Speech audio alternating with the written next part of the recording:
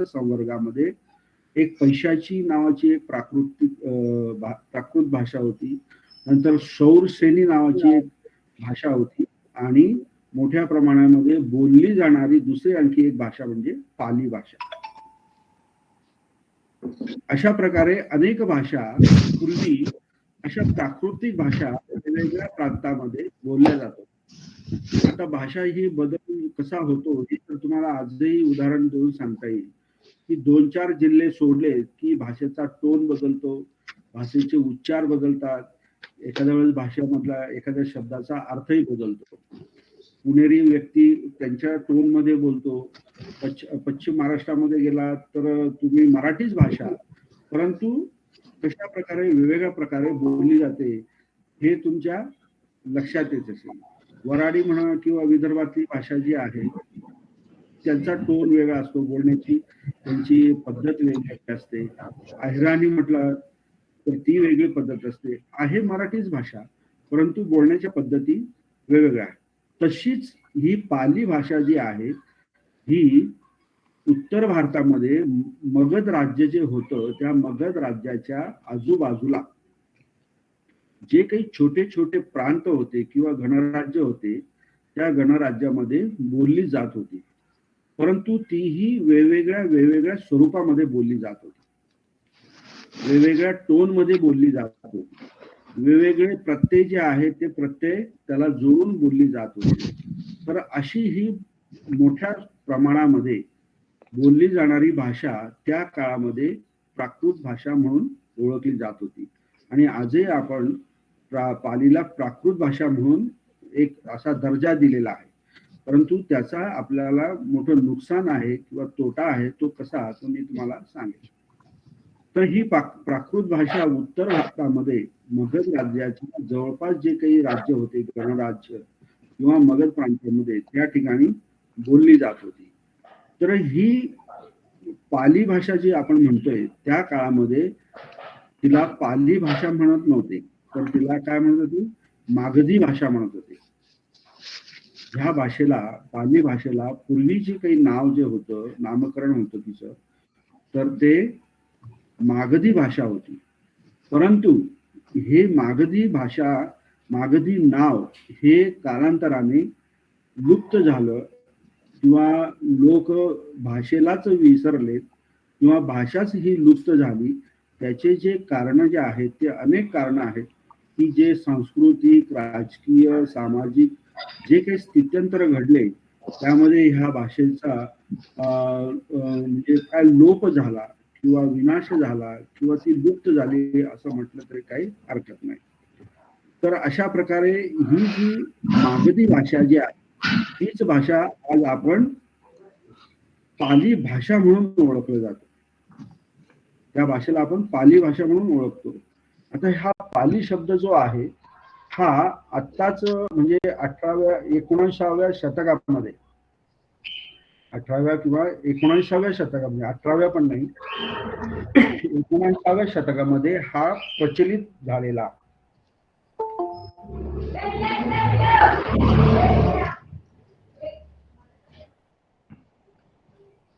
Sir mic बंद करा.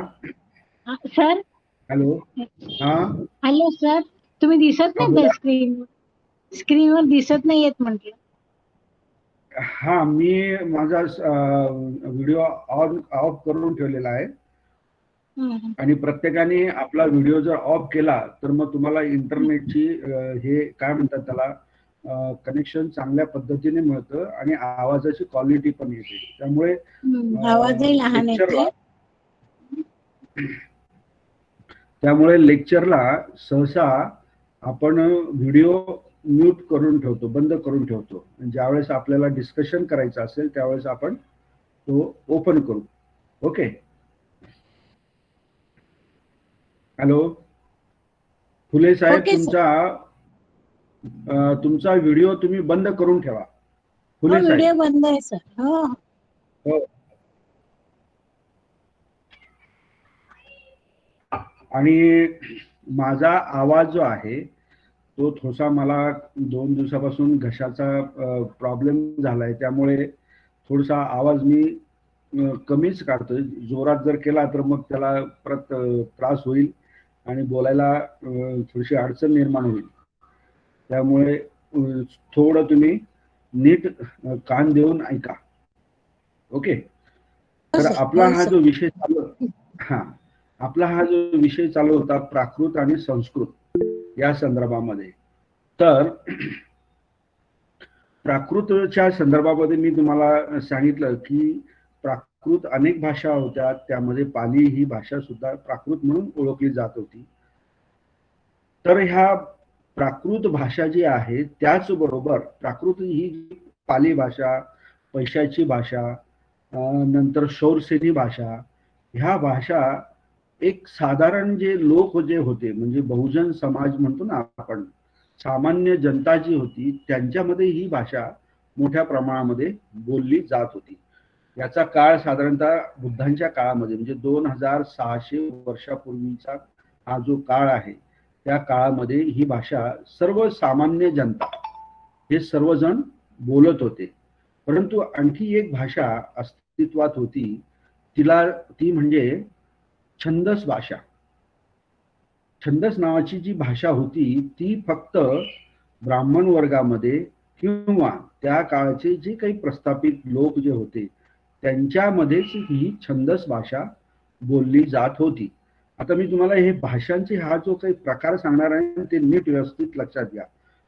तर ही छंदस भाषा, नंतर ही प्राकृत पाली भाषा आणि छंदस भाषेच्याही आधी किंवा त्या काळाच्या दरम्यान वैदिक एक भाषा पण बोलली जात होती. आता ही वैदिक भाषा छंदस भाषेच्याही आधी असं म्हटलं जातं. परंतु वैदिक भाषा, छंदस भाषा यांच्यामध्ये जवळजवळ 70 ते 80% किंवा 90% हे साम्य होतं.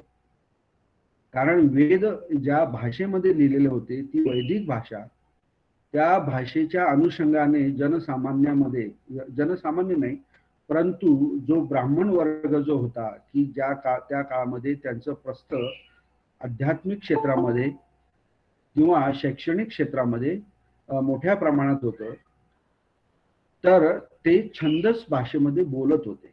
म्हणजे त्यांची बोलण्याची भाषा छंदस भाषा होती आणि वेदाची भाषा वैदिक भाषा होती. तसेच जनसामान्य जे होते त्यावेळेस ते पाली भाषा बोलत होते. हा हा भाग जो आहे तो नीट व्यवस्थित समजून घ्या. तर त्यानंतर म्हणजे बुद्धांच्या काळानंतरचा जो नंतरची जी काही डेव्हलपमेंट झाली, म्हणजे बुद्धांनी त्यांचे सगळे बुद्ध वचन जे आहेत ते बुद्ध वचन सगळे पाली भाषेमध्ये तर सांगितलेच, परंतु त्यानंतर म्हणजे बुद्धांच्या काळानंतरचा जो काही भाग जो आहे म्हणजे साधारणतः 4थं आणि 5व्या शतकात, तर पाणिनी नावाचा एक व्यक्ती जो आहे की जो ब्राह्मण संस्कृतीमधून म्हणजे त्या आलेला होता किंवा ब्राह्मणच म्हणा, तर त्या व्यक्तीने पाली भाषेतील जे काही ठराविक शब्द जे आहेत किंवा जे काही प्रत्यय आहेत किंवा जे काही विकरण जे आहेत त्या विकरणांना घेऊन एक स्वतः एक भाषा निर्माण करून त्याला नियमबद्ध केलं, त्याला काही सूत्रांची जोड दिली आणि व्याकरणाची जोड देऊन एक नवीन भाषा त्यांनी तयार केली, निर्माण केली. आता बघा या ठिकाणी त्याच भाषेला काय म्हटलं जातं, संस्कृत भाषा असं म्हटलं जातं. म्हणजे संस्कृत भाषा जी आहे ही अलीकडच्या काळामध्ये म्हणजे बुद्धांच्या काळाच्या नंतर ती निर्माण केलेली भाषा आहे. ती निर्माण केलेली भाषा आहे म्हणूनच आपण तिला काय म्हणतो, संस्कृत. कृत म्हणजे केलेले, सं म्हणजे स्वतः जे काही निर्माण केलेलं आहे त्याला आपण संस्कृत म्हणतो. आणि भाषेच्या क्षेत्रामध्ये ज्या पाणिनींनी जे काही शास्त्र जे डेव्हलप केलं, कारण का की त्या काळामध्ये सुद्धा ब्राह्मणांनी आपल्यासाठी स्वतःसाठी काही जे साहित्य जे आहेत ते निर्माण केलेलं होतं आणि त्या साहित्यात ते साहित्य त्यांना एका विशिष्ट लँग्वेजमध्ये ते प्रिझर्व करायचं होतं, म्हणजे त्याचं रक्षण करायचं होतं. म्हणून पाणिनीने ही संस्कृत भाषा, पाली भाषा, वैदिक भाषा किंवा छंदस भाषा या सगळ्या भाषांचं मिश्रण किंवा त्यामधले काही ठराविक चांगले चांगले जे काही नियम जे आहेत किंवा शब्द जे आहेत त्यांना संग्रहित करून संस्कृत भाषेची त्यांनी निर्मिती केली. तर या ठिकाणी आपल्याला पाली भाषा, आपलं प्राकृत भाषा आणि संस्कृत भाषा या दोन भाषांमधला अर्थ आपल्याला किंवा काय म्हणतात त्याला, त्याचा स्पष्टीकरण आपल्या ते 5 भाषा त्या काळामध्ये बोलल्या जात होत्या. त्यामधील आपल्याला मुख्यतः आपल्याला पाली भाषेच्या संदर्भामध्ये आपल्याला अभ्यास करायचा आहे. कारण भगवान बुद्धांनी स्वतः जे काही बुद्ध वचन बोललेत किंवा जी काही बुद्ध वाणी आहे किंवा जे काही भगवान बुद्धांनी मानव जातीला सुख देण्यासाठी किंवा दुःखाचा नायनाट करण्यासाठी जे काही उपदेश दिले, जी काही धम्मदेशना दिली, ती सर्व पाली भाषेमध्ये आहे, म्हणजे पाली भाषेमध्येच दिली. कारण का की बुद्धांना असं वाटत होतं की ही जी भाषा जी आहे ही सर्व मान्य आणि सर्वसामान्य जनतेपर्यंत पोहोचलेली भाषा आहे. म्हणून भगवान बुद्धांनी आपली धम्मदेशना संपूर्ण लोकांपर्यंत पोहोचण्यासाठी या भाषेची निवड केली. पाली भाषेला त्या काळामध्ये तोपर्यंत काय बोली भाषा हा एक दर्जा मिळालेला होता. परंतु काही दिवसांनी मगध राष्ट्र जे आहे हे अतिशय म्हणजे बळकट होत होतं. कारण मगधचे जे काही राजे जे होते त्यांनी आजूबाजूचे जे काही गणराज्य जे होते त्यांच्यावरती आक्रमण करून त्यांनी ते त्यांच्या ताब्यात घेतलेले होते. म्हणून मगध राज्याचं साम्राज्य जे होतं ते दिवसेंदिवस वाढत होतं. आणि ज्यावेळेस मगध राज्य एक चांगलं बळकट राज्य, भक्कम राज्य म्हणून उदयास आलं, त्यावेळेस मगध राज्यातील जे काही राजे जे होते त्यांनी ह्या पाली भाषेला सुद्धा राजदर्जा दिला. आणि राजदर्जा दिल्यानंतर त्याच राजभाषेमध्ये सर्व राजकीय व्यवहार जे आहेत, संदेश देणे घेणे वगैरे, ते सुद्धा होऊ लागले. इकडे भगवान बुद्धांनी आपली धम्मवाणी पाली भाषेमध्ये केल्यामुळे पाली भाषेचं महत्व वाढलं. त्याचबरोबर दर्जा मिळाल्यामुळे सुद्धा पाली भाषेचं महत्व मिळालं, पाली भाषेला महत्व मिळालं. तर या ठिकाणी बऱ्याच लोकांचा असा प्रश्न असतो की त्या काळामध्ये लिखाण संस्कृती होती का किंवा लिखाण काम केलं जात होतं का? तर त्या काळामध्ये लिखाण संस्कृती होती, म्हणजेच लिखाण केलं जात होतं. जे राजे एकमेकांना संदेश पाठवत होते ते लिहूनच पाठवत होते. परंतु धम्माच्या क्षेत्रामध्ये एक असा काय म्हणतात त्याला अघोषित असा एक नियम होता की धम्माच्या बाबतीमध्ये जे काही सूत्र असेल किंवा जे काही ज्ञान असेल ते कोणीही लिहून ठेवत नव्हतं. ते ज्ञान जे आहे किंवा जे काही सूत्र आहेत किंवा जो काही धम्म आहेत ते फक्त काय करत होते, मुखदगत म्हणजेच काय पाठांतर, रिसायटेशन, अशा पद्धतीने जे काही धार्मिक गोष्टी ज्या होत्या त्या सगळ्या ब्राह्मण संस्कृतीमध्ये सुद्धा हाच प्रकार होता. आणि नंतर भगवान बुद्धांच्या काळामध्ये सुद्धा हाच प्रकार श्रमणांमध्ये सुद्धा तसाच चालू राहिला. ब्राह्मणांनी कधीही जे धर्मसूत्र जे होते ते लिहून ठेवले नाही. वेदांमध्ये जे काही होते ते त्यांच्या वैदिक भाषेमध्ये होते, परंतु जनसामान्यांना कळेल अशा भाषेमध्ये त्यांनी कधीही ते लिहून ठेवले नाही. आणि रिसायटेशनच्या माध्यमातून म्हणजे गुरु शिष्य परंपरेच्या माध्यमातून ते जनरेशन टू जनरेशन त्या भाषेतून धम्मसूत्र जे आहे, धर्मसूत्र आहे, त्यांनी ते पास ऑन केले. त्याच पद्धतीने बुद्धांच्या बाबतीतही धम्माच्या बाबतीतही झालं. आणि जे काही धर्मसूत्र जे आहेत ते गुरु शिष्याप्रमाणे म्हणजे भिक्खू आणि गौतम बुद्ध यांच्या या परंपरानुसार ते सुद्धा रिसायटेशन करून एक जनरेशन टू दुसरे जनरेशन ते पास होत गेले. आता ह्या सगळ्या गोष्टी ज्या आहेत, ह्या सगळ्या गोष्टी आपल्याला माहीत असणं, पाली भाषेच्या संदर्भामध्ये माहीत असणं फार आवश्यक आहे. तर ही पाली भाषा, या पाली भाषेला म्हणजे त्या काळामध्ये जे मागधी भाषा म्हणत होते, तर पाली हा शब्द कसा आला? कारण बघा, तुम्ही त्या काळामध्ये जैन सुद्धा महावीर जे होते त्या काळामध्ये अस्तित्वात होते. म्हणजे बुद्ध आणि महावीर या दोघांचाही काळ हा सारखाच होता.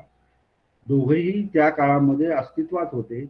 परंतु जैनांनी म्हणजे निघंट म्हणतो आपण त्यांना, त्यांचे जे काही धर्मसूत्र होते किंवा धम्मज्ञान होतं, त्यांनी ते अर्ध मागधी या भाषेमध्ये त्यांनी लिहून ठेवली.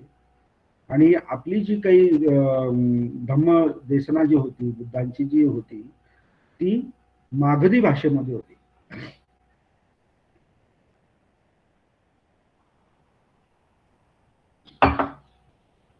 ती मागधी भाषेमध्ये होती. तर हा शब्द, मागधी शब्द हा मागे कसा पडला, याच्यावरती विचार करणं फार महत्वाचं आहे. दरम्यानच्या काळामध्ये दरम्यानच्या काळामध्ये जे बुद्धघोष आले, ज्यांनी अठ्ठकथा लिहिल्या, ते धम्मपाल होते, त्यांनी पण अठ्ठकथा लिहिल्या. तर या त्यांच्या लिखाणामध्ये कधीही पाली हा शब्द आलेला नाही. म्हणजे भाषा म्हणून पाली हा शब्दाचा कधीही त्यांच्या लिखाणामध्ये दिसून आला नाही किंवा उच्चारणामध्ये सुद्धा तो दिसून आला नाही. मग हा पाली शब्द आला कुठून? तर पाली शब्दाची सुरुवात जी आहे ती 19व्या शतकापासून आली आणि तीही म्हणजे श्रीलंका जे आहे, श्रीलंकेमधून जे काही ग्रंथ श्रीलंकेमधून जे काही ग्रंथ बाहेर आले, त्या ग्रंथांमध्ये पाली ह्या शब्दाचा उच्चार पहिल्यांदा करण्यात आला. आता पाली हा शब्द जो आहे त्याचा जो रूट जो आहे तो आहे पा. पा म्हणजे काय? रक्षण करणे. हा एक अर्थ झाला, रक्षण करणे. पालेती म्हणजेच काय? रक्षण करणे. आणि रखती म्हणजेच काय? रक्षण करणे. किंवा दुसरा अर्थ पंक्ती म्हणून पण घेण्यात आला. म्हणजे ओळी जो म्हणतो ना आपण, त्या ओळीला पंक्ती असं म्हटलं जातं, तर तोही अर्थ घेण्यात आला. तर तो शब्द ग्रंथामध्ये, महावंश ग्रंथामध्ये किंवा दुसरे आपण बघूया नंतर, त्या ग्रंथामध्ये असल्यामुळे पाली हा शब्द त्यावेळेस निर्माण झाला किंवा तो इन्क्लूड केला गेला आणि तीच प्रथा आजपर्यंत आपल्या पर्यंत पोहोचत आली आणि आपण सुद्धा त्या मागधी भाषेला आपण काय म्हणतो? पाली भाषा. आता पाली भाषा म्हटलं म्हणजे थोडासा आपलेपणा जो म्हणतो आपण, तो आपल्याला जाणवत नाही. परंतु मागधी भाषा जर म्हटली तर आपल्याला सर्वांना मागध राज्य जे आहे किंवा भारतातला तो एक भाग आहे आणि त्यातली ही भाषा आहे, तसं आपल्याला त्याची जाणीव होते.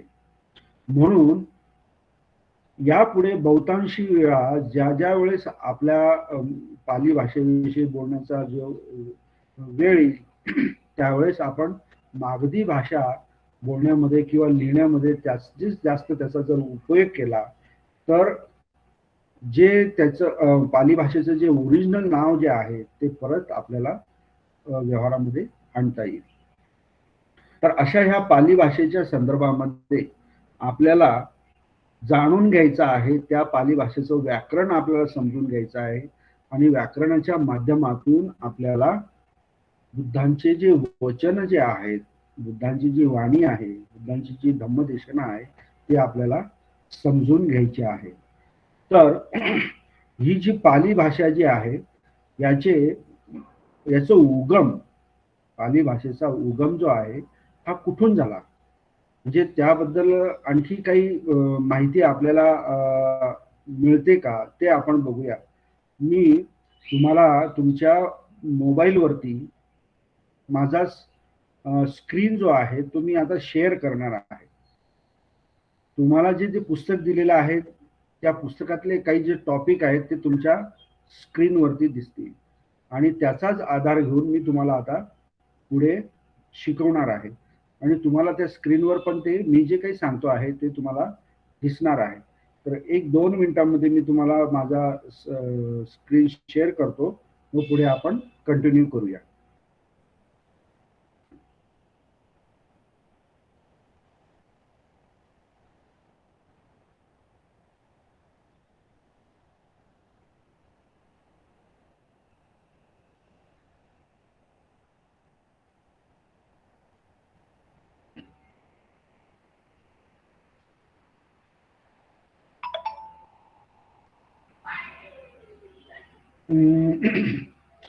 दिसतंय का तुमच्या मोबाईलवरती, स्क्रीनवरती दिसतंय काही? हो दिसतंय सर. हो सर.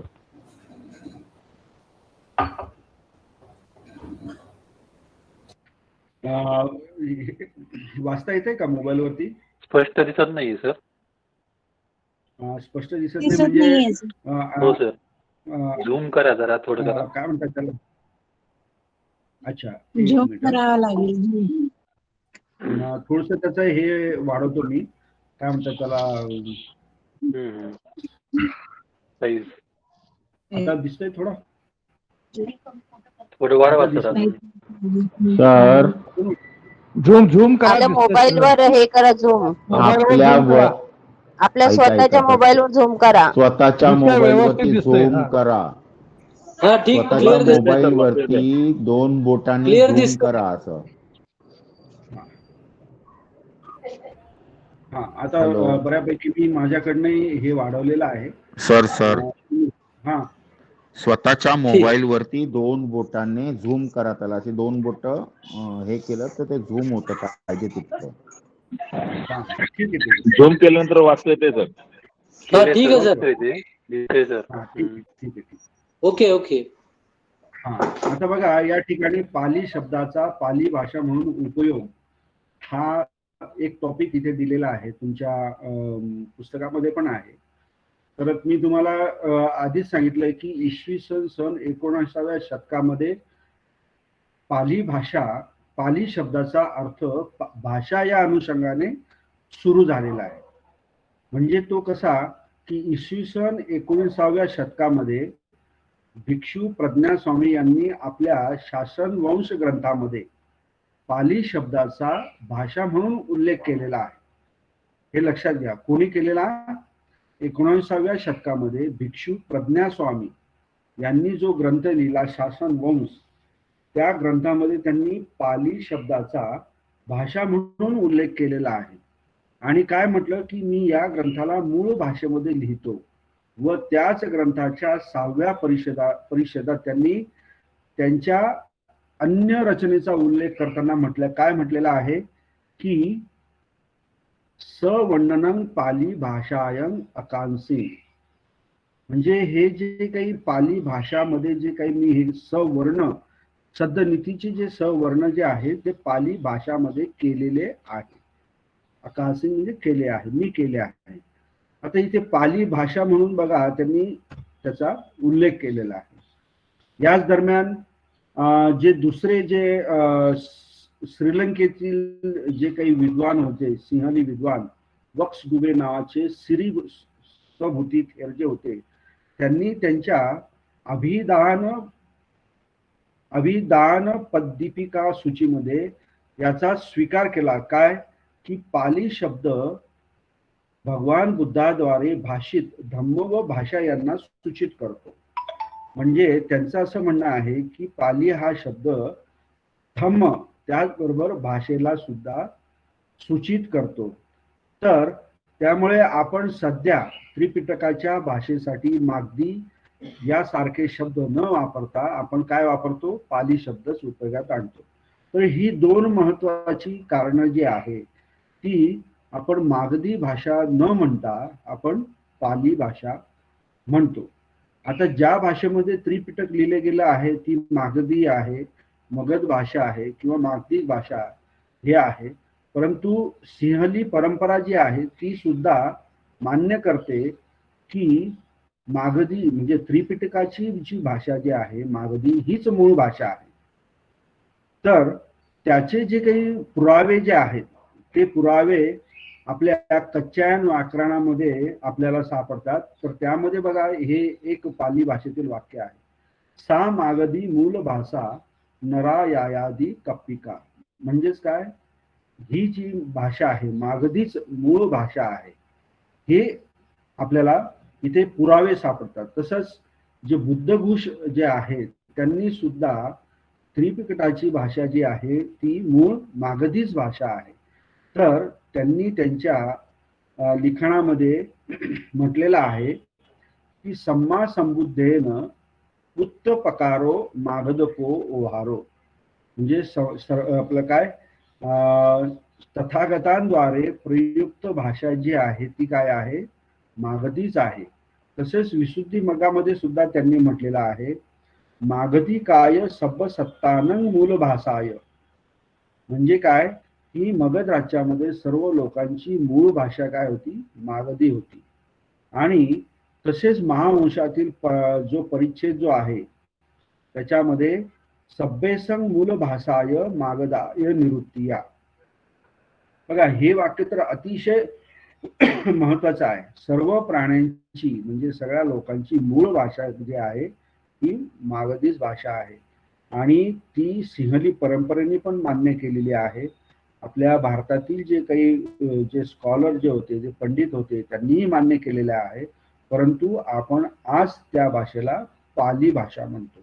कारण का की मध्यंतरीच्या काळामध्ये पाली भाषा ही लुप्त झालेली, नंतर 19व्या शतकामध्ये जे काही ग्रंथ बाहेर आलेत, शासन वंश वगैरे किंवा वंश दुबेनी, त्यांनी त्यामध्ये ती पाली भाषा जी आहे त्याचा पालीचा काय म्हणतात त्याला उच्चार केल्यामुळे किंवा लिखाण केल्यामुळे तो शब्द पुढे आला. तर ह्या पाली भाषेचा जो उगम जो आहे तोही आपल्याला बघणं अतिशय महत्वाचं आहे. कारण पाली भाषा नेमकी कुठून उत्पन्न झाली किंवा कुठल्या राज्याची होती याच्यावरही बरेचसे मतभेद आजही आहेत. जे पाश्चिमात्य जे काही स्कॉलर जे आहेत, विद्वान जे आहेत, त्यांच्यामध्येही मतभेद आहेत आणि आपले भारतातील जे काही स्कॉलर जे आहेत किंवा विद्वान आहेत त्यांच्यामध्ये सुद्धा मतभेद आहेत. त्यांचे मतभेद आपण लक्षात न घेता आपल्याला सर्वसाधारणपणे असं लक्षात येतं की पाली भाषेचा हा उत्तर भारतामधूनच झालेला आहे. एकंदरीत आपण अनुमान जर काढलं तर त्याच्यामध्ये मेन जे प्रोफेसर राईस डेव्हिस जे आहेत ह्या व्यक्तीने पाली भाषेवरती खूप मोठं काम केलेलं आहे आणि यांचे आपल्यावरती फार मोठे उपकार आहेत की त्यांनी पूर्ण त्रिपिटक जे आहे ते पूर्ण त्रिपिटक रोमन लिपीमध्ये ते त्यांनी प्रकाशित केलेलं आहे, रोमन लिपीमध्ये, इंग्रजीमध्ये. आणि विशेष म्हणजे त्यांनी पाली भाषेची डिक्शनरी सुद्धा तयार केलेली आहे. ती डिक्शनरी जर तुम्ही बघाल तर इतकी जाड आणि मोठी डिक्शनरी आहे आणि त्या डिक्शनरीमध्ये प्रत्येक शब्दाचा अर्थ तर आहेच, परंतु तो शब्द कोणत्या सूत्रामध्ये आलेला आहे आणि त्या सूत्रामध्ये त्याचा अर्थ कशा प्रकारे घेतलेला आहे याचं सुद्धा सुंदर वर्णन त्यांनी केलेलं आहे. तर यांच्यानुसार प्रोफेसर डेव्हिसच्या नुसार ही भाषा कोशल प्रदेशामध्ये इसवी सन पूर्व 6व्या किंवा 7व्या शतकामध्ये बोली भाषा म्हणून होती. काय, कोशल प्रदेशामध्ये 6व्या किंवा 7व्या शतकामध्ये म्हणजे बुद्धांच्या काळामध्ये किंवा त्याच्याही आधी किंवा नंतरच्या काळामध्ये ही काय भाषा होती, बोली भाषा होती, पाली भाषा. कारण ते काय सांगतात ते की भगवान बुद्ध कोशल प्रदेशातीलच होते म्हणून त्यांची मातृभाषा ही मागधीच असणार असं त्यांनी तो कयास केलेला आहे. आणि भगवान बुद्धांच्या महापरिनिर्वाणानंतर 100 वर्षाच्या आत त्यांच्या उपदेशाचा संग्रह ही कोशल प्रदेशामध्येच करण्यात आला असं त्यांनी कारण सांगितलेलं आहे. तर त्यांच्या मतानुसार कोशल प्रदेशामध्ये ह्या भाषेचा उगम झाला असावा असं त्यांना म्हणायचं आहे. दुसरे एक विद्वान जे आहे वेस्टरगार्ड आणि कुही म्हणून, तर त्यांचं म्हणणं आहे की ही भाषा जी आहे ही उज्जैनी प्रदेशामधली बोली भाषा होती. उज्जैन आपण आता मध्य प्रदेशामध्ये तुम्हाला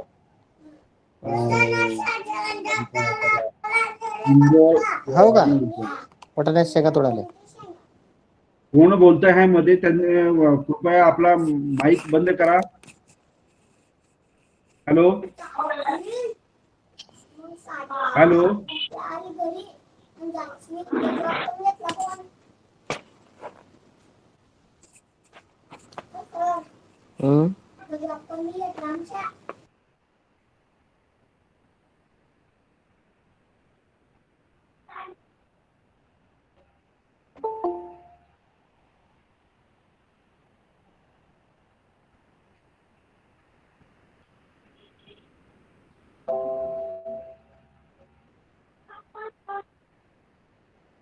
प्रत्येकाने आपला माईक बंद करा स्वतः, म्हणजे मला तो मध्येच बंद करण्याची गरज पडणार नाही.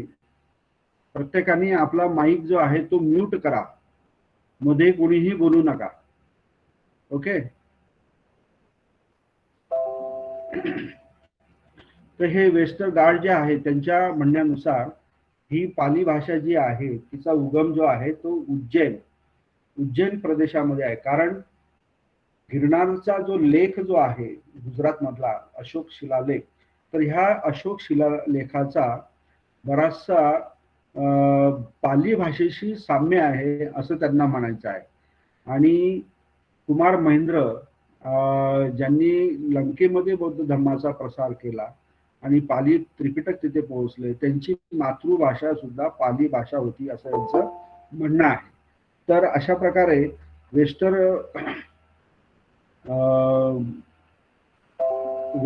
वेस्टरगार्ड जे आहे त्यांचं म्हणणं आहे की पाली ही उज्जैन मधली प्रदेशाची बोली भाषा होती आणि तिथला उगम होता.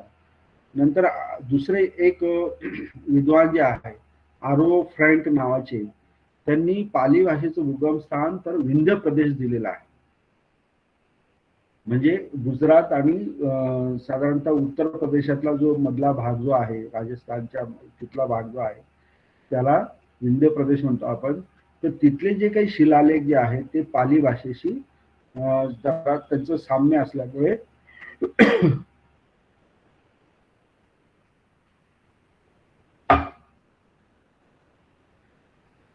तिथला उगम त्यांचा असावा असं त्यांना वाटतं. त्यानंतर स्टेन कोनो जे आहे त्यांनाही असंच वाटतं की विंध्य प्रदेश पाली भाषेचा उगम स्थान असेल.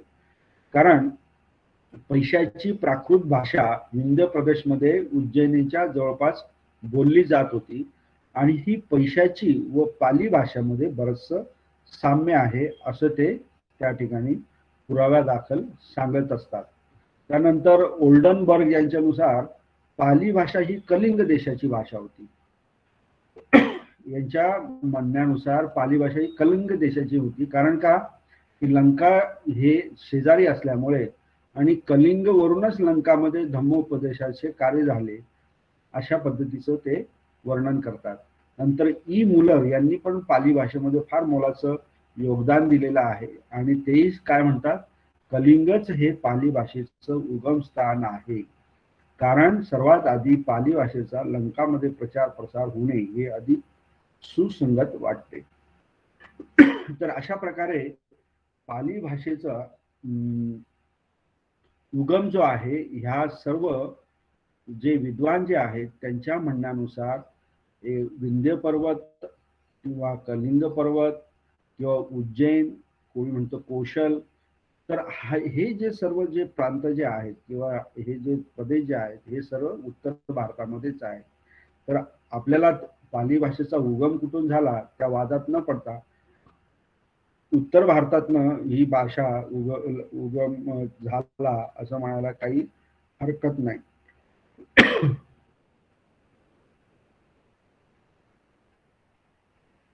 तर या ठिकाणी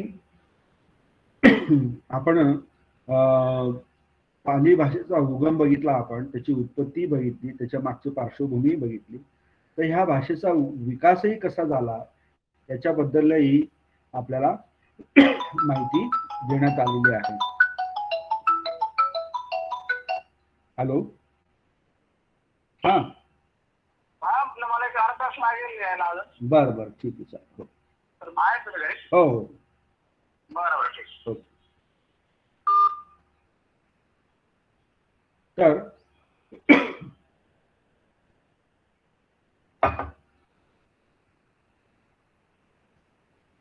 पाली भाषेचा विकास हा कशा प्रकारे झाला हे तुम्हाला मी आधी थोडक्यात सांगितलंच होतं की ती एक बोली भाषा होती, तिला सर्व जनसामान्यामध्ये बोलली जात होती. त्यानंतर भगवान बुद्धांनी याच भाषेमध्ये धम्मदेशना दिल्यामुळे आणि त्रिपिटकाची ती भाषा झाल्यामुळे म्हणजे पुढे बघा, ज्यावेळेस चौथी संगती श्रीलंकेमध्ये झाली आणि त्रिपिटक जेव्हा जेव्हा लिपिबद्ध झालं, ज्यावेळेस लिपिबद्ध झालं तर त्यावेळेस ह्या भाषेला एक नंतर वेगळं महत्व प्राप्त झालं लिपिबद्ध झाल्यामुळे. म्हणून त्रिपिटकामधील गाथांची भाषा म्हणून त्या भाषेचा विकास झाला. म्हणजे पाली भाषेचे विकास जो आहे तो 4 अवस्थामध्ये झालेला दिसतो. तर त्रिपिटकामधील गाथांची जी भाषा जी आहे ती अत्यंत प्राचीन आहे. म्हणजे त्या काळामध्ये गाथा ज्या लिहिल्या जात होत्या तर त्या काहीतरी नियमबद्ध वगैरे केल्या जात होत्या आणि त्याची जे काही नियमबद्धता होती किंवा जे काही व्याकरण होतं ते त्या काळातलं व्याकरण वापरलं जात होतं. तर ते थोडंसं वैदिक भाषेची मिळती जुळती होती असं त्यावेळेस म्हटलं जात होतं. त्यामुळे त्या काळाची जी गाथांची जी भाषा होती म्हणजे त्या काळामध्ये ज्या गाथा होत्या त्याच्यानंतर त्यांच्यामध्ये विकास होत गेल्यानंतर त्याच्यामध्ये थोडा थोडा जो बदल होत गेला आणि नंतर सुत्त निपातामधील आता ज्या गाथा आपल्याला आढळून येतात त्याचे हे उत्तम उदाहरण आहे. म्हणजे पूर्वीची जी अत्यंत प्राचीन पाली भाषा जी होती त्या काळातली तर त्याच्यामध्ये सुत्त निपातामध्ये आपल्याला त्या गाथा आढळून येतात. नंतर त्रिपिटकांच्या गद्याची जी भाषा जी आहे या गाथांच्या भाषेपेक्षा गद्यातील भाषेमध्ये एकरूपता जास्त दिसून येते व गद्य भागात प्राचीन रूपांची कमी व नवीन रूपांची अभिवृद्धी हे त्याचं काय आहे प्रमुख लक्षण आहे. सुत्त पिटकामध्ये गद्य व विनय पिटकातील गद्य हे भाषेचे उदाहरण आहे. आणि त्यानंतर उत्तर काळातील पाली गद्य साहित्याची भाषा म्हणजेच साधारणतः मिलिंद प्रश्न किंवा पेटकोपदेश हे ज्यावेळेस ग्रंथ लिहिले गेले सम्राट अशोकाच्या काळानंतर तर त्यामध्ये जी काही भाषा लिहिली गेली गद्य भाषा जी लिहिली गेली तर त्याचा उदाहरण आपल्याला ह्या मिलिंद प्रश्नामध्ये आपल्याला मिळून येतं किंवा बुद्ध घोषांचे जे काही अठ्ठकथा ज्या आहेत अर्थकथा म्हणतो आपण त्यांना त्याच्यामध्ये ती दिसून येते. त्यानंतर उत्तरकालीन पाली काव्य आणि गद्याची भाषा म्हणजे यामध्ये ही भाषा पूर्वकालीन साहित्याच्या अनुकरणानुसार लिहिली गेलेली आहे. म्हणजे आधीचे जे काही साहित्य जे होते पाली भाषेमध्ये त्याचंच थोड्याफार प्रमाणामध्ये अनुकरण करून या ठिकाणी त्याचं लिहिलं गेलं. अशा प्रकारे पाली भाषेमध्ये म्हणजेच काय मागधी भाषेमध्ये उत्तरोत्तर प्रगती सुद्धा किंवा विकास सुद्धा होत गेलेला आहे. तर या ठिकाणी आपण एक 5 मिनिटाचा आपण ब्रेक घेऊ. ब्रेक घेतल्यानंतर एक 5 मिनिटांनी आपण परत जॉईन होऊ. नंतर मग 4 ते 5 आपला क्लास पुढे सुरू करू. ओके हो सर. ओके.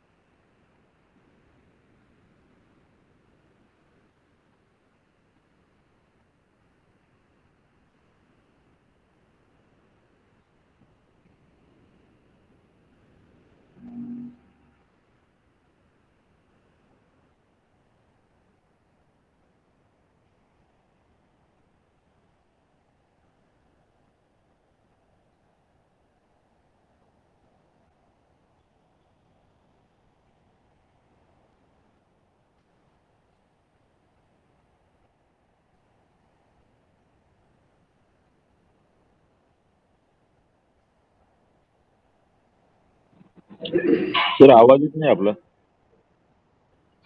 सर 5 मिनिटाचा ब्रेक घेतलेला आहे आपण. तुम्हाला कुठे हा 5 मिनिट ओके आपण ब्रेक घेतलेला आहे. कोणाला बाहेर जायचं असेल काही. Okay yes sir. हा हा.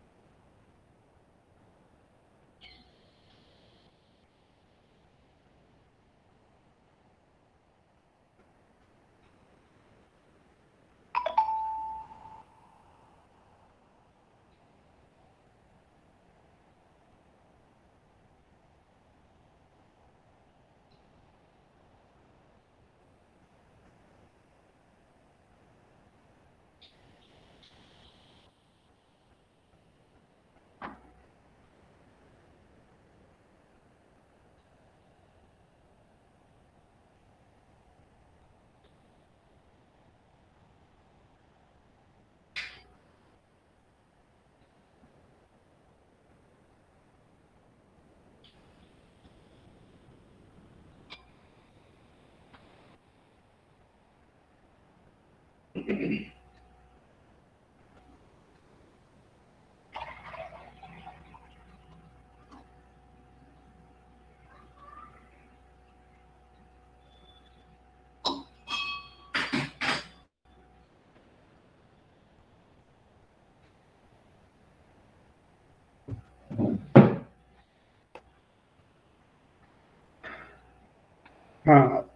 आले सर्वजण?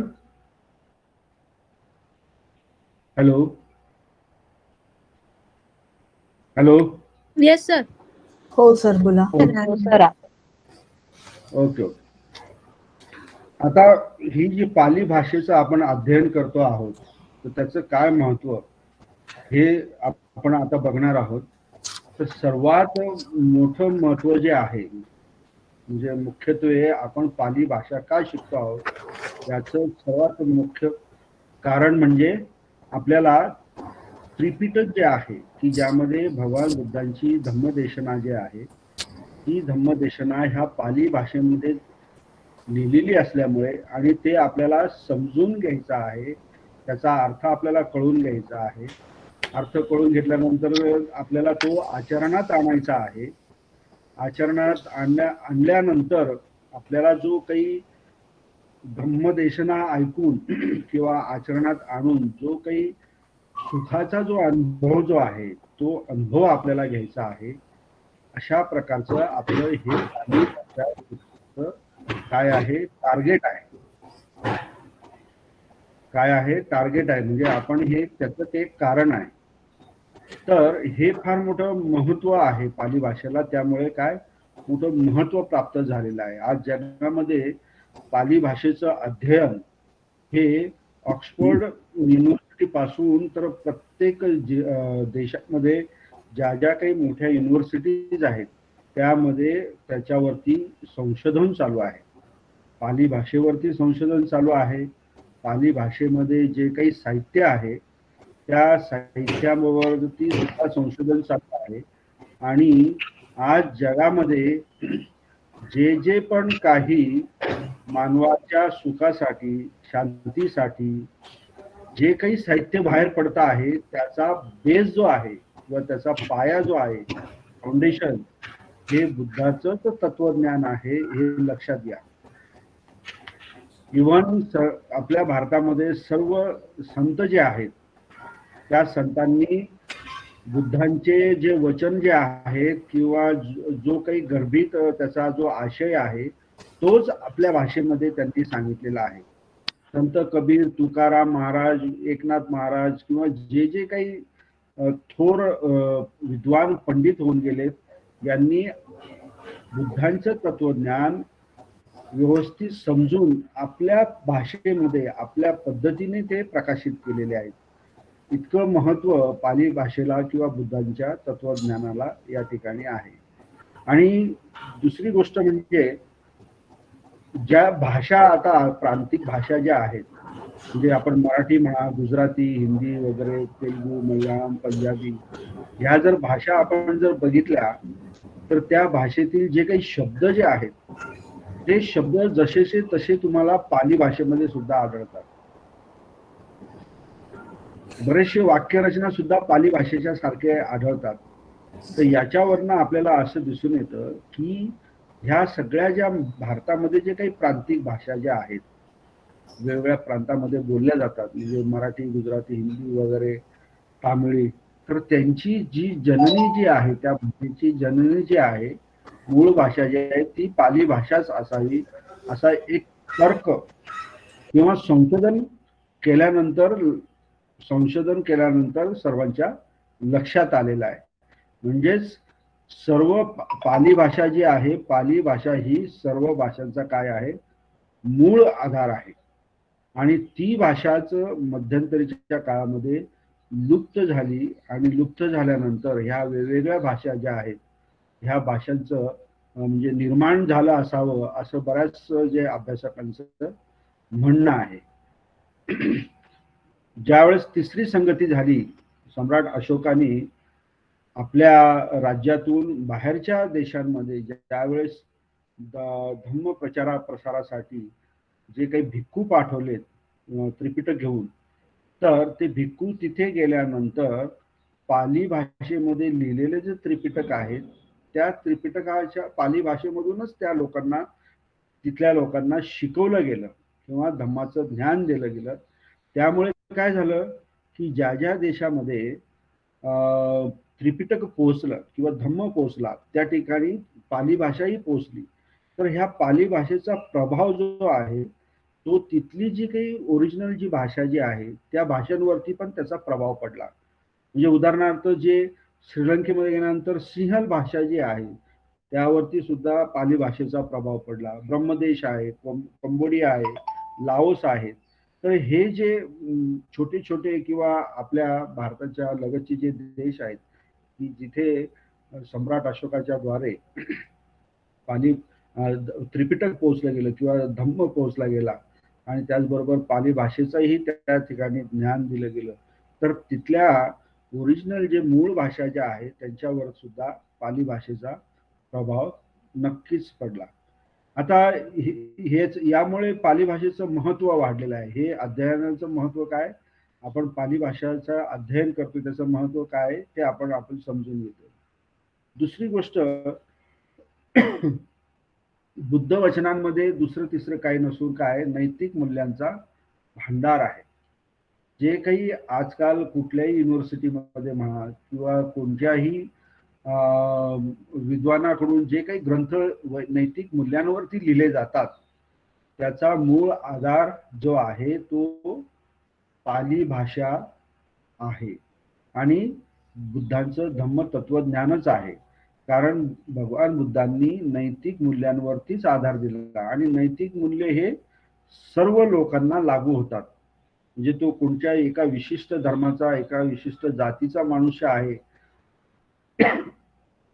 त्याला ते लागू होणार नाही असं नाही. तर भगवान बुद्धांचा धम्म हा सार्वजनीन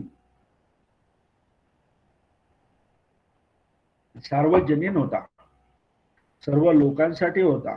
पण तो विज्ञानावरती आधारित असल्यामुळे जे काही नैतिक मूल्यावरती जे काही आता ज्ञानसंपदा आहे किंवा ग्रंथ जे आहेत ते सुद्धा ह्या त्रिपिटकामध्ये जे काही भगवान बुद्धांनी जे काही धम्मदेशना दिलेल्या आहेत त्यावरतीच आधारित आहेत. सगळ्यात महत्वाचं म्हणजे त्रिपिटक वाचण्यात जर तुमच्या आलं तर त्यामध्ये इतिहास जो आहे म्हणजे पूर्वीच्या त्या काळाचा इतिहास आहे तो स्पष्टपणे आपल्याला कळून येतो आणि तो एक जेन्युइन इतिहास आहे. म्हणजे त्याच्यामध्ये कुठल्याही प्रकारचं मिलावट नाही किंवा चुकीचं लिहिलं गेलेलं नाही. जर तुम्ही महावंश नावाचा जर ग्रंथ जर तुम्ही बघितला तर त्यामध्ये जे काही कालावधी दिलेला आहे किंवा जो भारताचा इतिहासाचा जो कालक्रम दिलेला आहे तो अगदी आजही तपासून बघितला तर तो सत्यच आहे असं वाटतं. म्हणजे कोणत्याही घटनेचा जर आपल्याला रेफरन्स बघायचा असेल तर त्रिपिटकामधील जे काही ग्रंथ जे आहेत त्याचा जर आपण अभ्यास केला तर आपल्याला त्या घटनेचा किंवा त्या इतिहासाचा, राजकीय असो, सामाजिक असो, सांस्कृतिक असो, धार्मिक असो, त्याचा कालावधी आपल्याला बघायला मिळतो आणि यावरनं आपण संशोधन करू शकतो. हे संशोधक जे आहेत, जे रिसर्चर जे आहेत त्यांच्यासाठी पाली भाषा शिकणं फार महत्वाचं आहे. पाली भाषा शिकून त्रिपिटकाचा अभ्यास केला तर त्यांच्यासाठी ते अतिशय महत्वाचं आहे. प्रचंड ज्ञान त्या साहित्यातून आपल्याला मिळतं. तर धर्म आणि दर्शनच्या योगाने किंवा त्या अनुषंगाने भगवान बुद्धांनी तर खूपच चांगली माहिती किंवा तत्वज्ञान जे आहे ते सांगितलेलं आहे. भगवान बुद्धांनी जीवन कसं जगावं,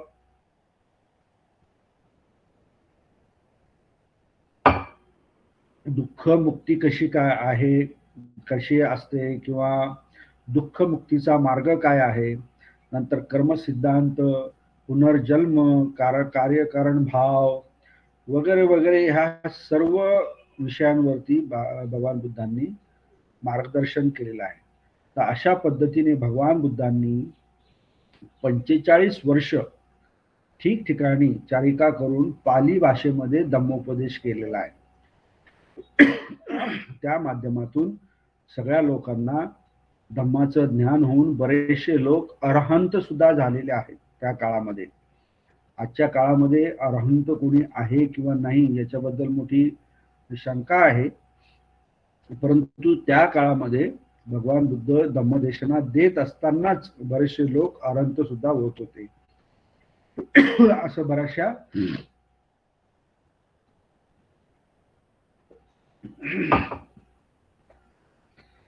सुत्तांमध्ये आपल्याला आढळून येतं. तर एकंदरीत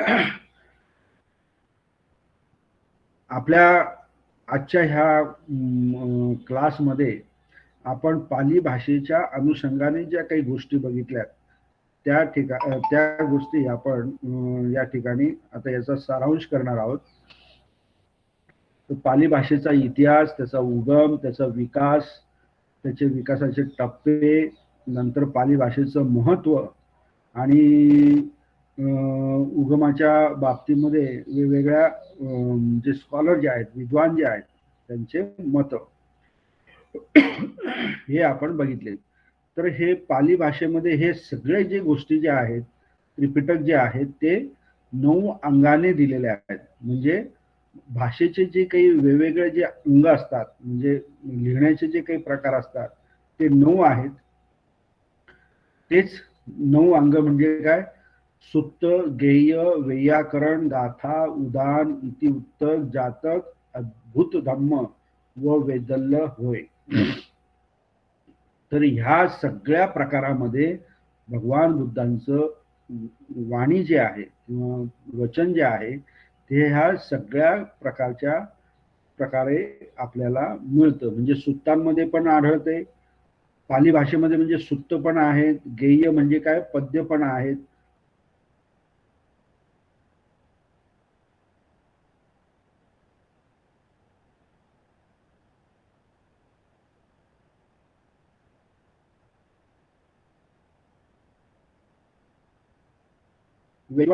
ज्ञान प्राप्त होतंय. आणि ते ज्ञान प्राप्त झाल्यानंतर आपल्या मुखातनं काही शब्द किंवा काही वाक्य आपोआप बाहेर पडतात. त्याला उदान म्हणतात. त्याला काय म्हणतात? उदान म्हणतात. असे भगवान बुद्धांनी त्यांनी जे ध्यान साधना करताना किंवा अभ्यास करताना त्यांना ज्या ज्या वेळेस काही जे प्राप्त झालं त्याच्यावर त्यांनी उदान म्हटलेले आहेत. नंतर इतिवृत्तक आहेत, म्हणजेच काय, अशा प्रकारे म्हटले. इति उत्तक असा हा शब्द आहे, म्हणजे अशा प्रकारे म्हटले किंवा सांगितले. नंतर जातक आहे, म्हणजे भगवान बुद्धांच्या जन्माच्या विषयी अनेक जन्म जे आहेत जातक कथांमध्ये, जातक म्हणजे काय, जन्म घेणे.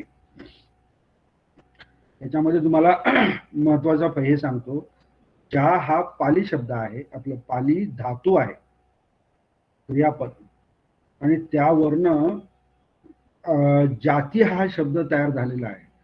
तर ती हा जो आहे प्रत्यय आहे. जाती म्हणजे काय, जन्म घेतो किंवा जन्म घेणे, जाती. परंतु आजकालच्या काळामध्ये आपण जातीचा अर्थ वर्ग म्हणून समजला जातो.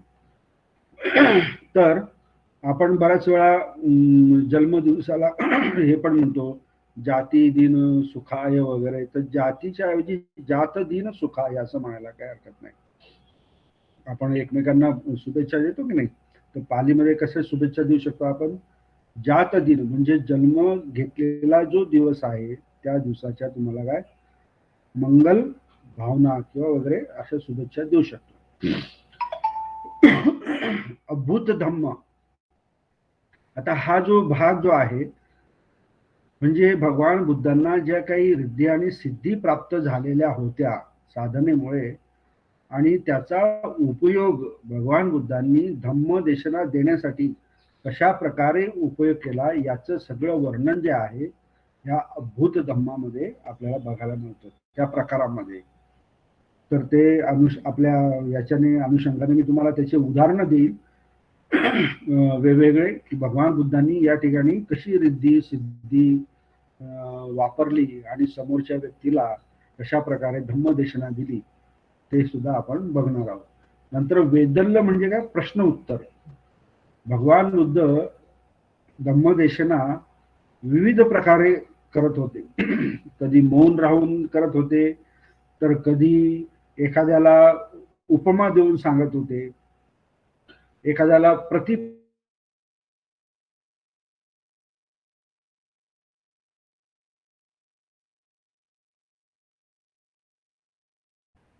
भगवान बुद्ध धम्मदेशना देत होते, त्यालाच वेदल्य असं म्हणतात.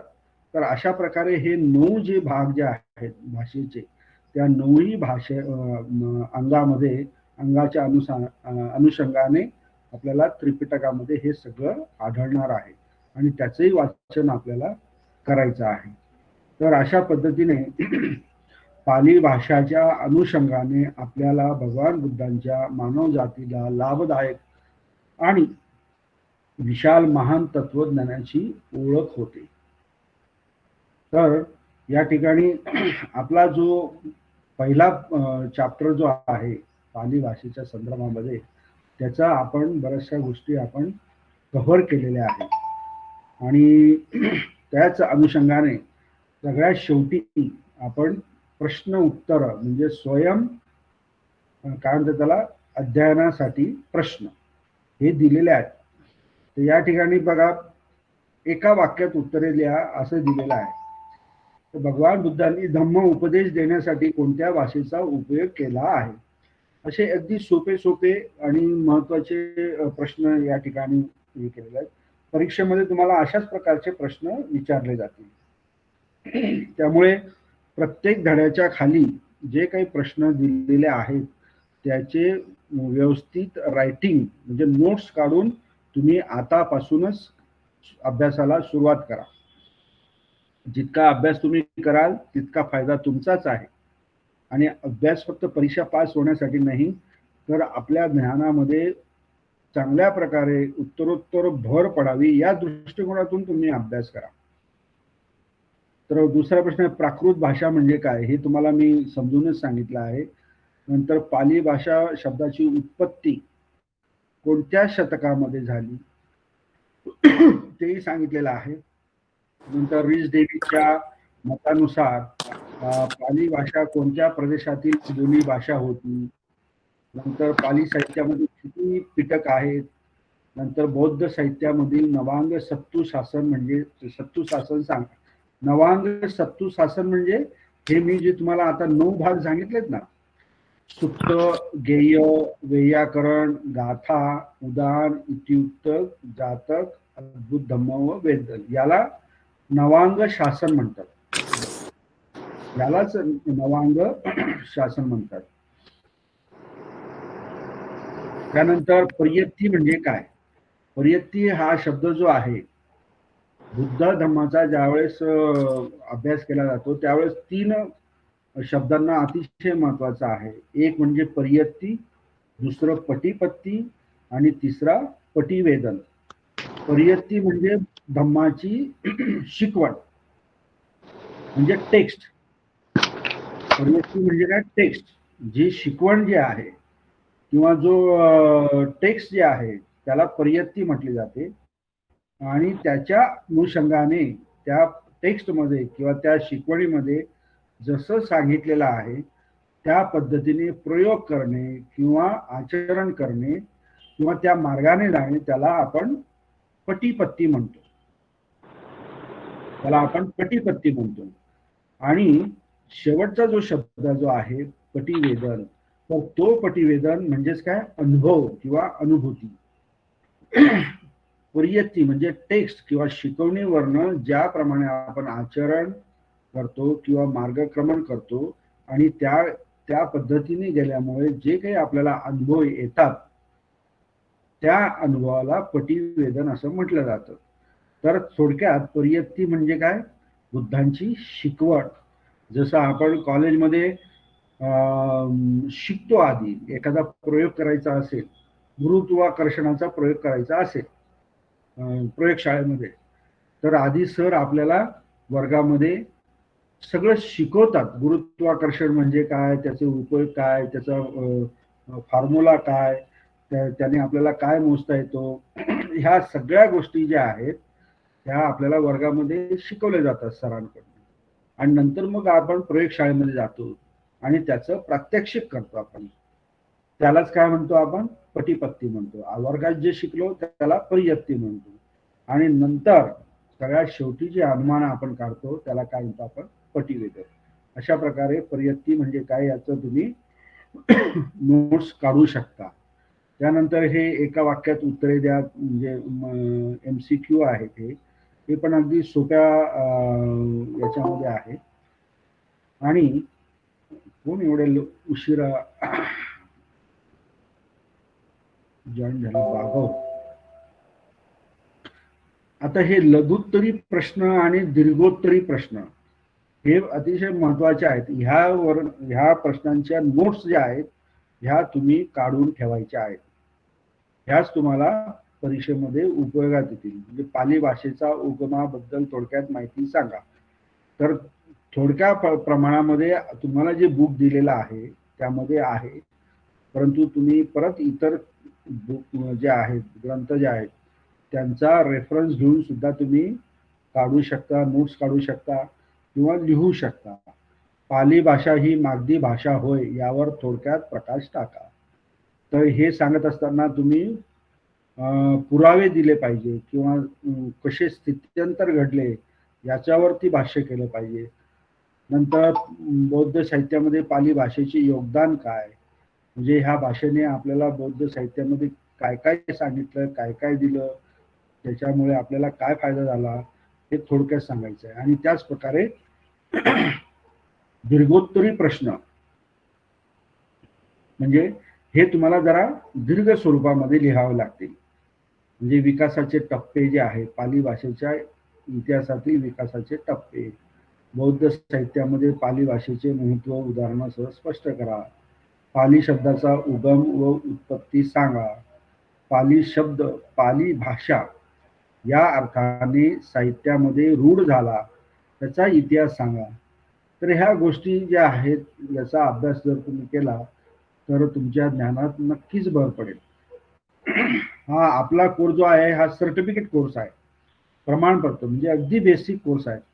परंतु डिझाईन करताना तुमचा जो पाया जो आहे तो अतिशय पक्का व्हावा, स्ट्रॉंग व्हावा. म्हणजे तुम्हाला पुढे संशोधन करताना किंवा पुढच्या डिग्री घेताना तुम्हाला कुठलीही अडचण येऊ नये या दृष्टिकोनातून या सिलेबसचं डिझाईन केलं गेलेलं आहे. म्हणून कुणी असं समजू नये की या सर्टिफिकेट कोर्समध्ये खूप म्हणजे कठीण आहे किंवा जास्त स्वरूपाचा पोर्शन आहे असं कुणीही समजू नये. आपल्याला धम्म किंवा पाली भाषा शिकायची आहे तर आपल्याला सर्वांगाने ती शिकायचीच आहे. त्यामुळे तिथे कुठलीही काटकसर करता कामा नये. आणि पुढे तुम्हाला डिप्लोमाला पण चान्स आहे, तुम्हाला MA ला सुद्धा चान्स आहे. मुक्त विद्यापीठाकडून तुम्हाला MA सुद्धा शिकायचं आहे. ज्या वेळेस MA सुरू होईल त्यावेळेस तुम्हाला MA ची डिग्री सुद्धा तुम्हाला घर बसल्या घेता येईल. इतकं सुंदर काय म्हणतात त्याला चान्स, संधी मुक्त विद्यापीठाकडून तुम्हाला सगळ्यांना मिळते आहे. तर त्याचा सगळ्यांनी लाभ घ्यायचा आहे, स्वतःही घ्यायचा आहे आणि इतरांना आपल्या फॅमिलीमध्ये म्हणा, दोस्तांमध्ये म्हणा, समाजामध्ये म्हणा, सगळे जे काही असतील त्यांना सांगून त्याचा लाभ घ्यायला सांगा आणि स्वतःही घ्या. तर या ठिकाणी आजचा जो क्लास जो आहे हा क्लास आपण पहिलं चॅप्टर संपवूया. आणि ह्या पूर्ण क्लासमध्ये कोणाला काही शंका असतील किंवा काही विचारायचं असेल तर ते विचारू शकता. सर. हा बोला. Hello sir. सर मी काही शंका विचारू का? हा विचारा. हा सर, पहिली शंका माझी अशी आहे की जसं तुम्ही म्हणालात की बुद्ध आणि महावीर समकालीन होते आणि बुद्धांनी उपदेश पाली भाषेतून म्हणजे मागधी भाषेतून केला आणि महावीरांची धर्मसूत्रे ही अर्धमागधी भाषा. तर ही अर्धमागधी भाषा काय आहे? आणि माझी दुसरी शंका अशी आहे की तुम्ही म्हणालात की त्यावेळेला अनेक संघराज्यात वेगळी वेगळी अशी प्रचलित अशी भाषा होती, प्रत्येक वेगळ्या वेगळ्या संघराज्याची त्यावेळेला. तर त्याच्यामध्ये छंदस नावाची भाषा जी ब्राह्मण लोकांची, उच्चवर्गीयांची होती. हा, तर ही पैशाची भाषा म्हणजे इथे पैशाची भाषेचा अर्थ काय होतो? म्हणजे त्या भाषेलाच पैशाची भाषा की ती व्यवहाराची भाषा होती, जी आपण पैसे म्हणतो यावेळेला आत्ताच्या भाषेत? तर म्हणजे ती व्यवहाराची भाषा होती का पैशाच्या बाबतीतली? नाही ही नाही माझी नाही. पैशाची जे नाव आहे, आपला जो पैसा आपण म्हणतो ना, हा, त्याचा आणि त्या शब्दाचा काही अर्थ म्हणजे संबंध नाही. अच्छा, म्हणजे व्यवहाराची असा अर्थ नको घेऊ. नाही नाही नाही नाही नाही ओके. नाही नाही.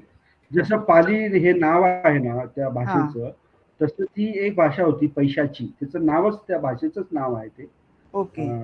तर व्यवहार किंवा पैसा जो म्हणतो ना आपण, हा, आता आपण जो पैसा वापरतो त्याचा याच्याशी काही संबंध नाही. ते एक नाव आहे हा. भाषेचं नाव आहे. Okay sir. आणि ही सोर्स अर्धमागधी भाषा काय होती सर?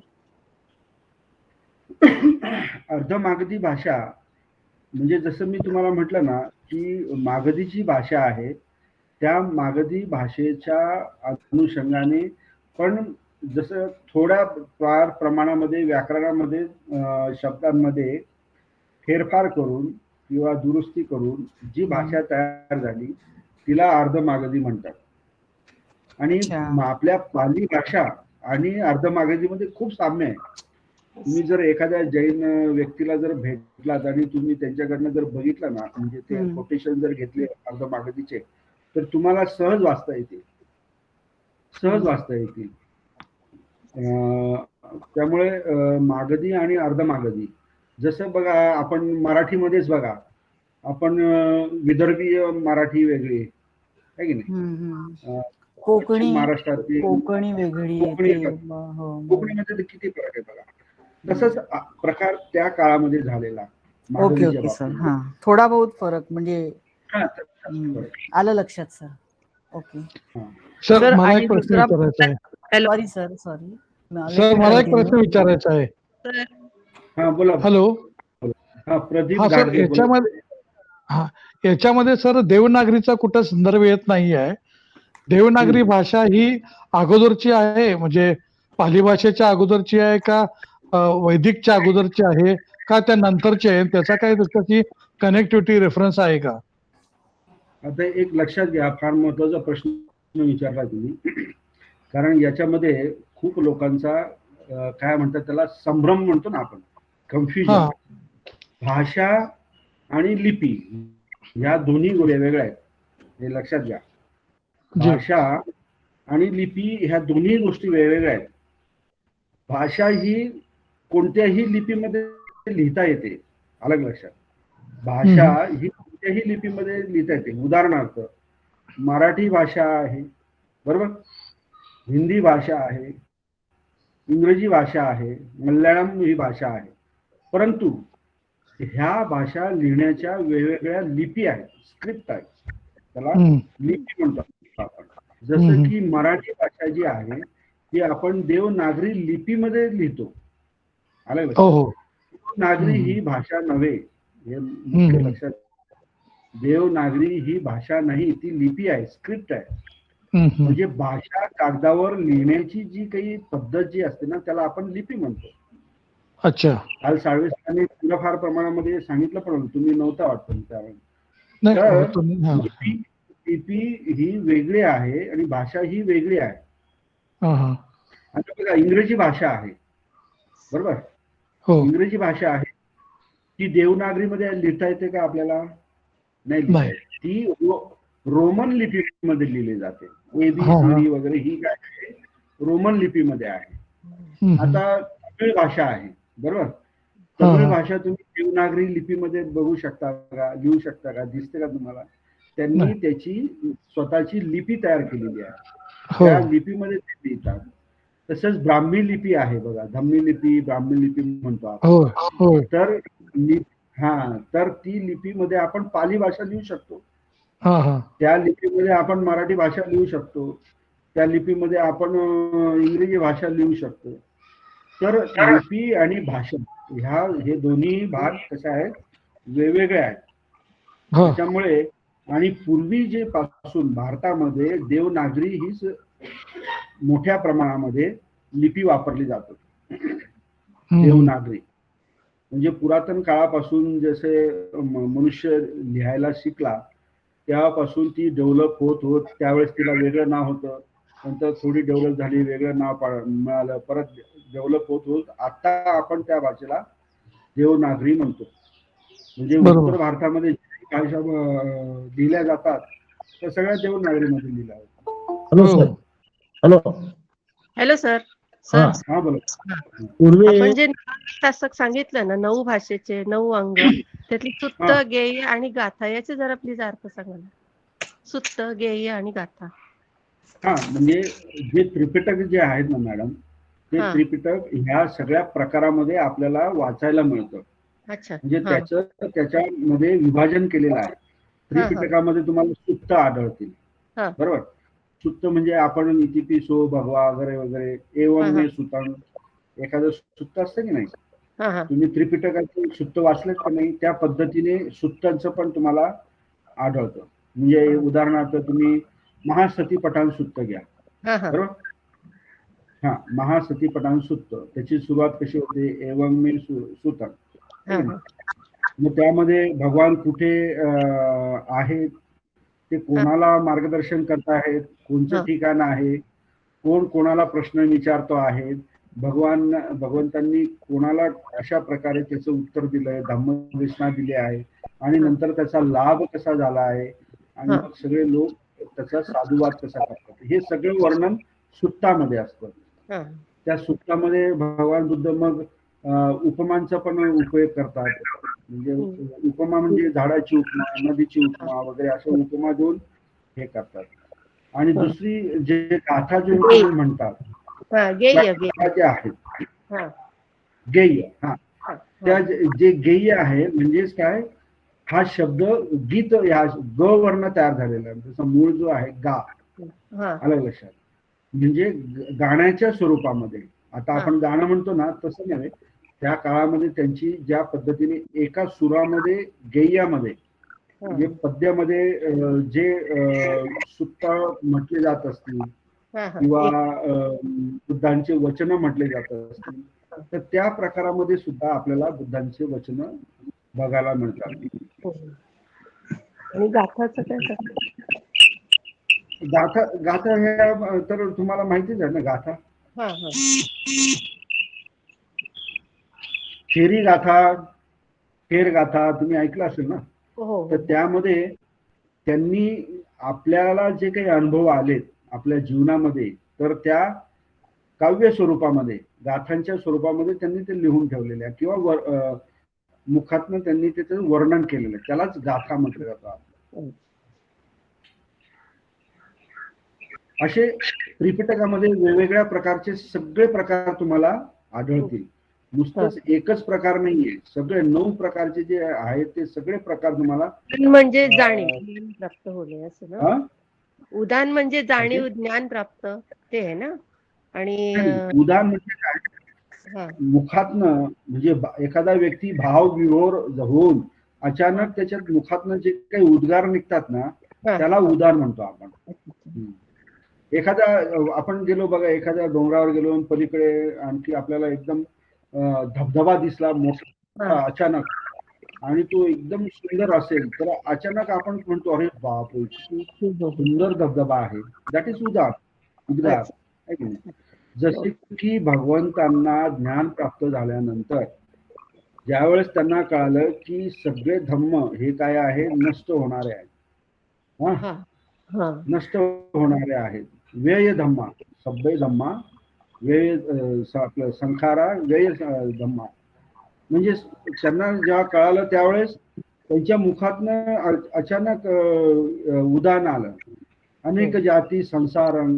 ऐकलं ना तुम्ही हे? हो. हा, त्याला उदान म्हटलं जातं. Thank you sir. असे बऱ्याच ठिकाणी भगवंतांनी उदान म्हटलेले आहेत, सांगितलेले. हा. थँक्यू. काही ओके ओके बोला. सर प्राकृत भाषा म्हणजे काय सर, ते सांगा ना जरा स्पष्ट. काय ते? प्राकृत भाषा आहे ना, एक प्रश्न विचारलाय बघा सर त्याच्या स्वयं अध्यायामध्ये. हा, तुम्ही लेट रत्नमाला जाधव मॅडम, हा सर. तुम्ही उशिरा जॉईन झालात ना?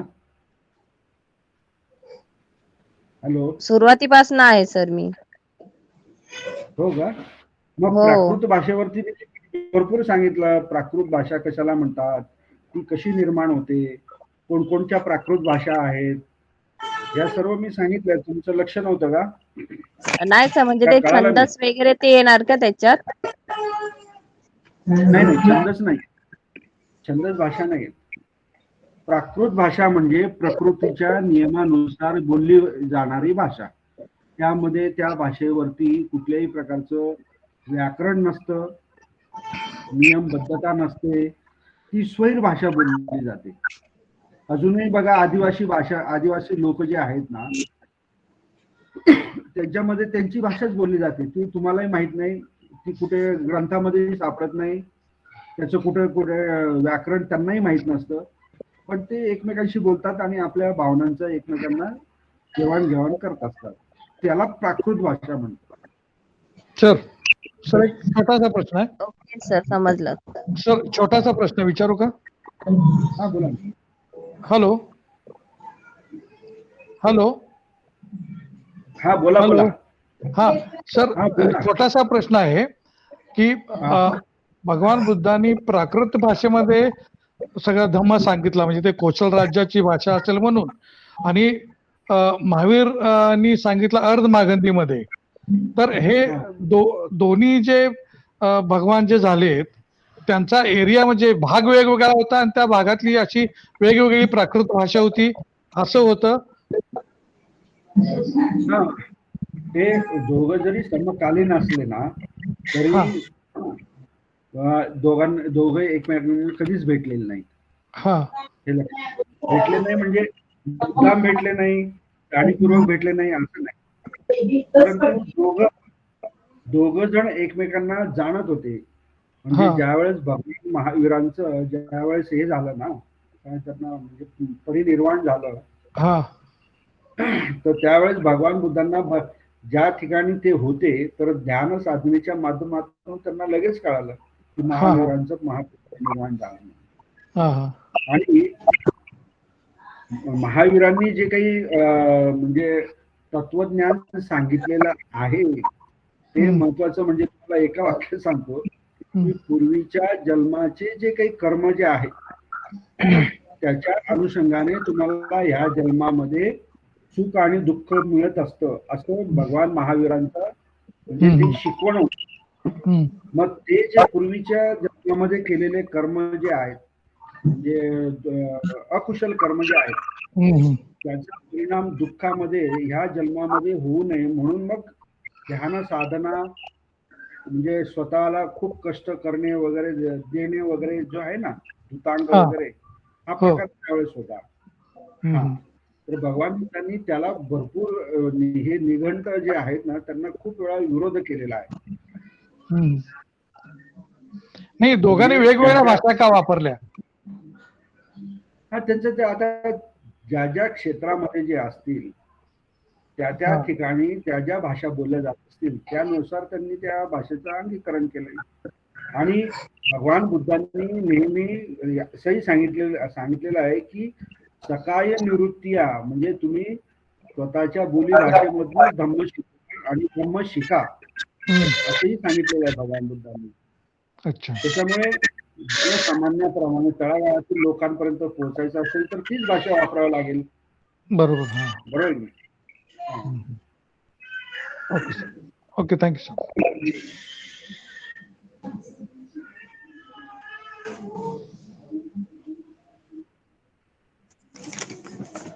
पहिला चॅप्टर जो आहे तो सर्वांनी नीट व्यवस्थित लिहून त्याचे प्रश्न उत्तर एक असं डायरी करा किंवा नोट्स काढून घ्या.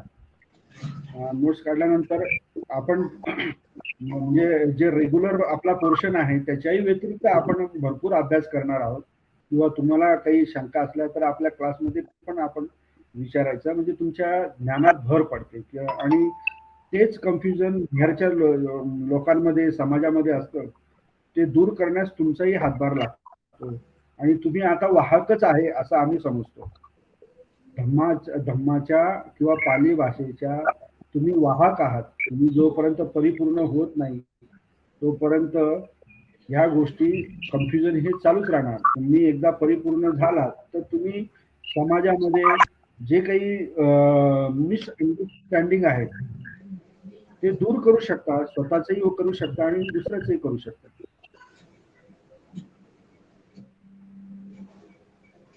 अजून कोणाला काही विचारायचं आहे? सर, मला आणखी एक शंका आहे. आपण हा पॅराग्राफ स्पष्ट केलात, पाली शब्दाचा पाली भाषा म्हणून उपयोग. तर याच्यामध्ये 19व्या शतकामध्ये भिक्षू प्रज्ञास्वामी यांनी आपल्या शासनवंश ग्रंथामध्ये पाली शब्दाचा भाषा म्हणून उल्लेख केलेला आहे. मी या ग्रंथाला मूळ भाषेमध्ये लिहितो व त्याच ग्रंथाच्या 6व्या परिच्छेदात त्यांनी त्यांच्या अन्य रचनेचा उल्लेख करताना म्हटले आहे की मी सदनीतीची सवर्णं पाली भाषाय अकांसी. तर ह्या सवर्णं पाली भाषाय अकांसी ह्याचा मी असा अर्थ लिहिला की मी पाली भाषेतील शब्दाचा उपयोग केला आहे. तर सर, हे बरोबर आहे का?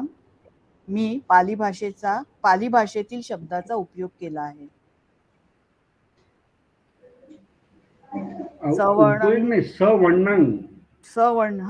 सवर्णन म्हणजे काय सर? पाली भाषेमध्ये केले, अकासी भूतकाळ आहे तो, केले. अच्छा, पाली भाषेमध्ये केले आहे. अच्छा, उपयोग केला आहे त्यावेळेस त्यांनी जे लिहिलं तर त्याला त्यांनी पाली भाषा म्हणजे पाली शब्दाला पाली भाषा म्हणून त्यांनी त्याचा उपयोग केला. Okay okay sir. पाली हा शब्द जो आहे ना, आपल्याला मूळ काय शिकायचं याच्यातनं, पाली शब्द पाली भाषा म्हणून कसा पुढे आला हे आपल्याला त्याच्यामधून शोधायचं आहे किंवा त्याच्यातलं कळतं आपल्याला. हे लक्षात घ्या. त्याच्यावर बरंच काही सांगण्यासारखं आहे. म्हणजे हा शब्दच कसा आला पाली, तो एक भाग आहे आणि हा पाली शब्दाचा भाषा म्हणून उपयोग कसा केला गेला, कधी केला गेला, हा एक दुसरा भाग आहे. हे लक्षात ठेवा. Okay sir, thank you sir.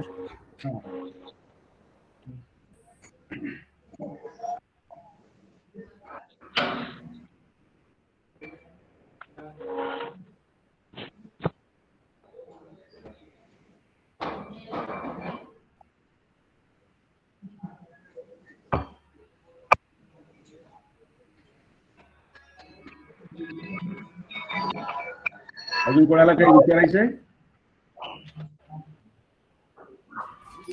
प्रतीक भागव. Hello sir. प्रतीक भागव बोलतायत का? हॅलो. हॅलो. सर, रेकॉर्डिंग उपलब्ध झालं तर बरं होईल सर. हो, करतो आम्ही, प्रयत्न करतोच आहे आता.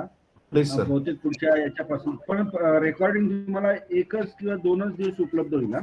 काही हरकत नाही. ऑडिओ मिळाला तरी फार झालं सर आम्हाला.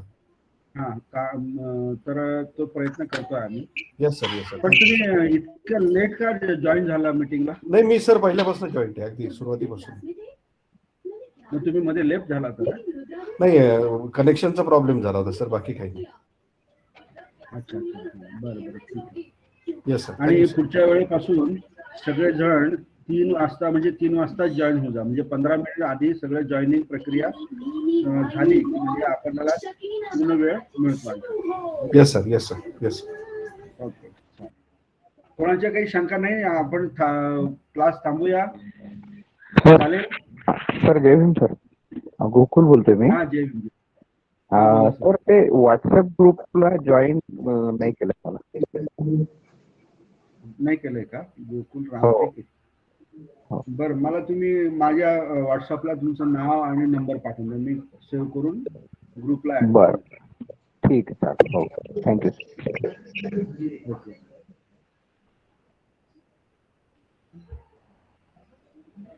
Hello sir. बोला. हॅलो. आवाज हा येतो का? बोला. तर हा, ते येतोय. पुस्तकाचं झेरॉक्स करावं लागेल का आपण जे हे पीडीएफ टाकले ते?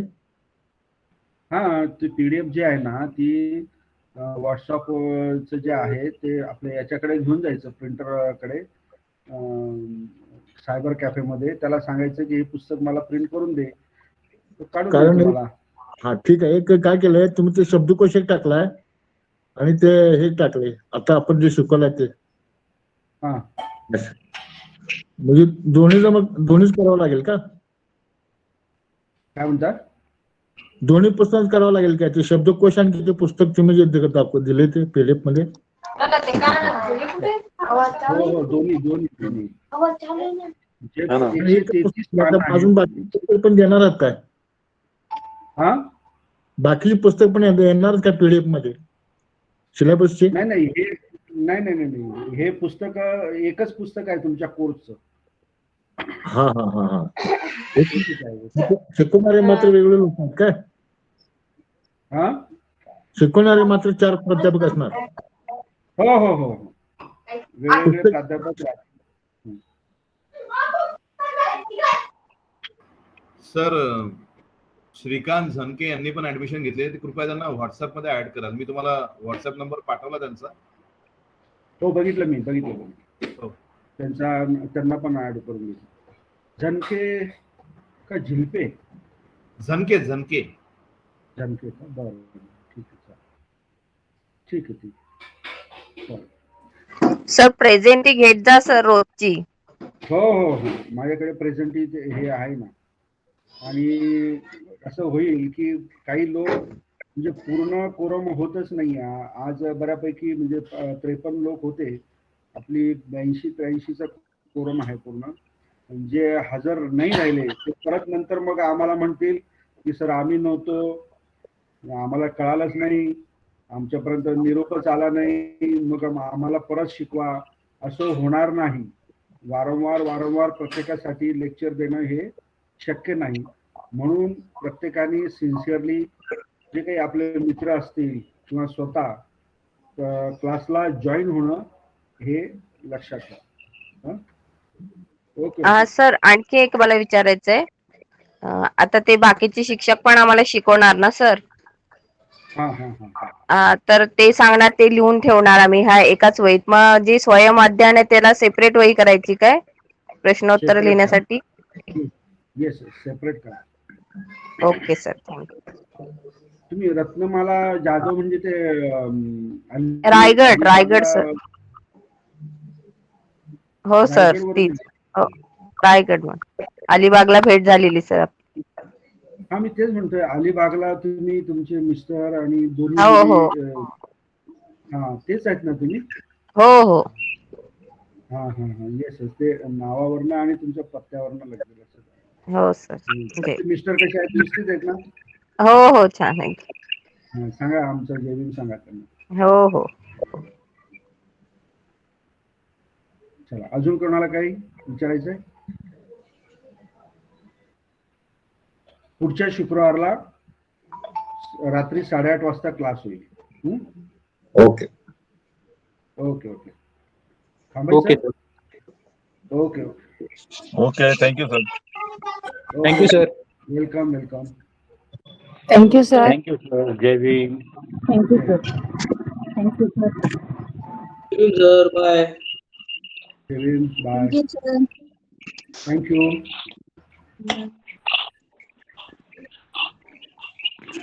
Thank you sir.